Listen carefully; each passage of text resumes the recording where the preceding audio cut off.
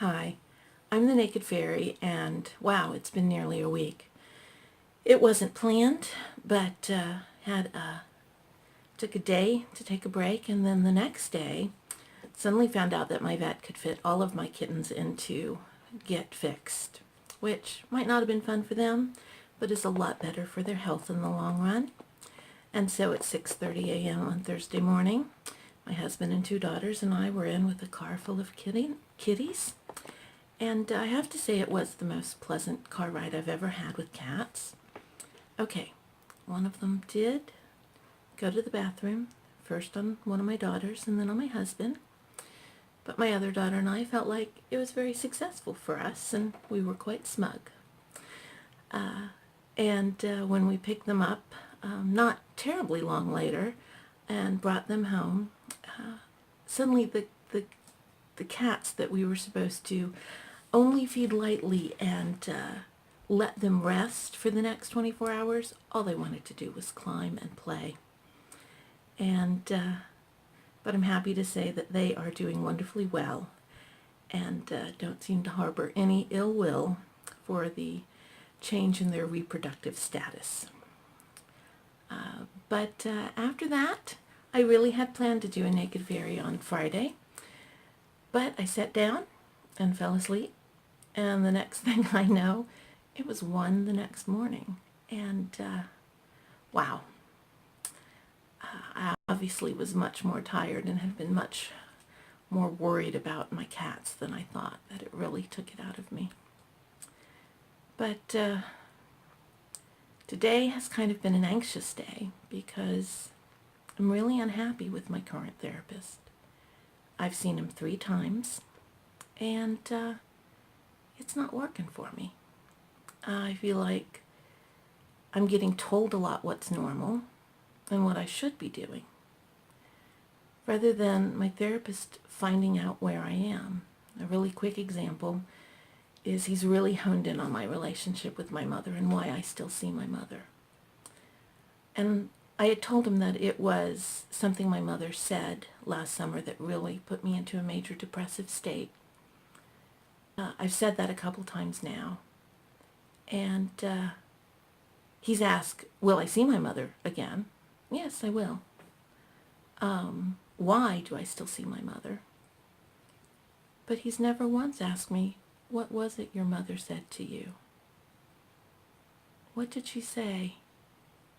Why did you find that so hurtful? That's a major thing to explore. I already figured out, because of something he said, because he is a fairly bright guy, that it was my new openness, not just here as the Naked Fairy, but in some other things I was doing, that I realized was causing my fear to be poked at. And he's never once said, let's explore what openness means to you and why that feels dangerous. When he heard it was in response to doing this video, he immediately jumped to the conclusion that I was living my life around my trauma. Now I don't, and I think the most obvious evidence of that is that the skill set that I've learned to do the Naked Fairy videos, I've already built upon that to start doing other videos in a different channel, and very excited about it. They're a lot more complicated. I don't just sit and talk. There's actually like pictures and editing and split screens and all that stuff. But I'm very excited about it. It's opened up a new chapter in my life. And so, needless to say, I wasn't feeling really happy with how things were going. And today's been a lot of anxiety as I tried to figure out what to do. And then my husband reminded me of something. It's something my first husband taught me, and it's a really, really difficult concept. It's simple, but it's difficult to wrap your mind around if you spent a lot of time in your childhood and your adolescence trying to always explain things, make someone else understand so they wouldn't hurt you. And it's this. When you're an adult and you make a decision, explanations are optional. Let me repeat that one. When you're an adult and you make a decision, explanations are optional. So I can choose when I tell my therapist that I want to terminate the relationship. I can choose whether I explain or not. I can choose how I want to do it. I can call him. I can ask to meet with him. I can email him or text him. But that's my choice. And just realizing that, being reminded of that, just lifted a load off and really lessened a lot of the anxiety. I'm still not looking forward to it. It feels a lot like conflict. And as I bet you know, conflict for much of my life was really dangerous. Conflict meant getting hurt. And I don't like conflict. But conflict's also part of being an adult. Sometimes you're going to disagree with people, and that's okay. So, dealing with that, and also not looking forward to finding a therapist. Finding a therapist is, well, it's sort of like dating. You kind of have to shop around to find the right one, and it's not like dating in that you're probably not looking for a terribly long-term relationship. No matter how long a therapy relationship lasts, eventually the goal is that you move past it. Maybe you move to a different therapist to address different things that they specialize in.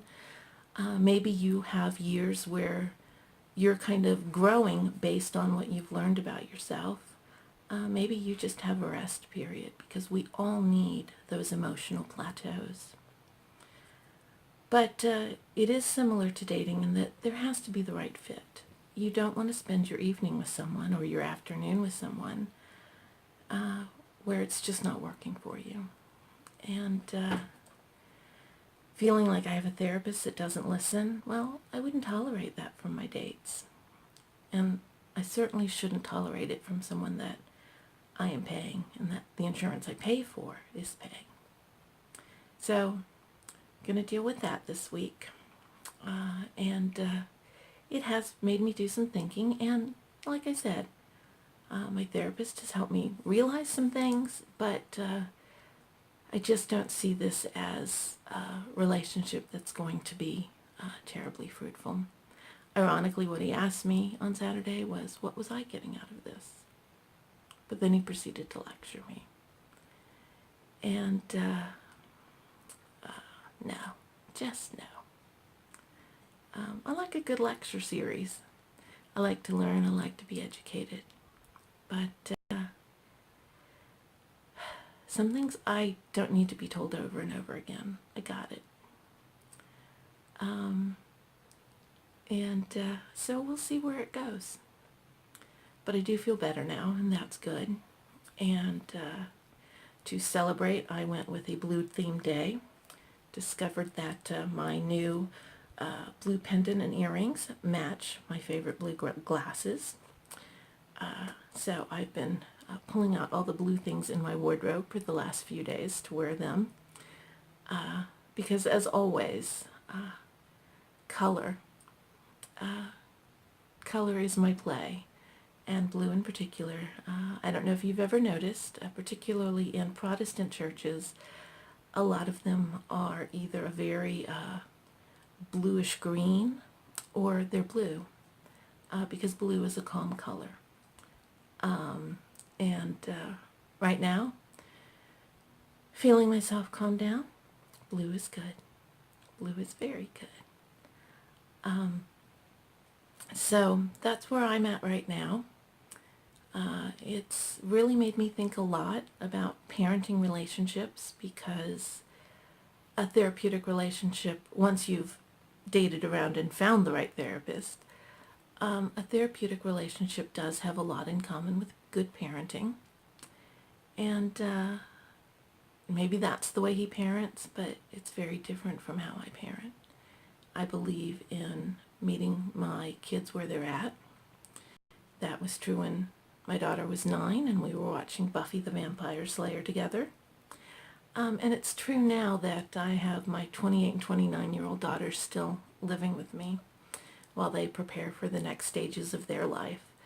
And it's the reason I started looking at Tumblr, because my daughters would always be chattering about Tumblr, and they would always be talking about fanfics that someone on Tumblr wrote. And pretty soon I'm on Tumblr and browsing through it. I don't say a lot, but I browse through it and I like things. And pretty soon I'm reading fanfics. I've read very few books in the last 2 years because I just have found such extraordinarily talented young authors that are writing what's called derivative works of art, and I really enjoy it. At the same time, because relationships are two-way streets, I have infected my younger daughter with Pinterest. When I told her I had made a Pinterest account, she looked at me with disdain, and she said, "I never pictured you as a soccer mom that drank white Zinfandel." Well, I'm not, but I told her I like the pretty pictures. And I created albums for my daughters, and when I would find things that I thought would interest them, I would occasionally call them over and show them. And pretty soon she gave Pinterest a try. She came to me one day and she said, "Damn you, now I'm doing Pinterest." And I said I felt it was only fair because I had gotten sucked into fan fiction and Tumblr. It did take quite a while to explain fan fiction to my 60-something husband, but eventually I explained to him that every Star Trek after the original series was a form of fan fiction, and it was a derivative work, and that anytime they remade a movie or they set it in a different universe, that too was the same type of thing, and he started to understand. So when you're in a relationship with someone, when you're parenting, and then later when you've gone into a more adult relationship with your children and with other adults you have relationships with, relationships are two-way streets. They're dialogues. You don't just talk to each other, but you listen. And I think that a good therapeutic relationship has both. I think that a good therapeutic relationship has the potential to challenge the therapist with what they hear from their patient. Maybe it challenges them in a bad way to go, "Ooh, no, no, no, no, no." But maybe it challenges them in a good way to go, I never thought about it from that perspective. And so I'm back to the drawing board with that. But this has told me that it is time. It's been quite a number of years since I've been in therapy, and as I've turned a corner in my life and am endeavoring to do new and different things, I think it's time to get that outside perspective, to have someone who's not sitting in my bowl of emotional soup to give me that reality check. So that's where I'm at. And as always, if you have questions, if you have comments that you would like to make that you don't want to post, my email will be at the end of the video. And I like hearing from you guys, and not just your feedback about the videos, but I appreciate it when you reach out with questions. It can be difficult, particularly if you haven't reached out a lot. It's a confusing world. There's a lot more you can do now.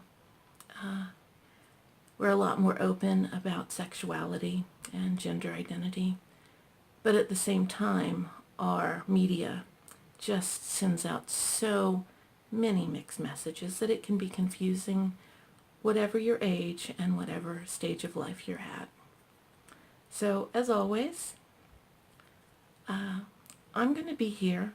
I'm going to be emotionally naked for you and physically naked to remind me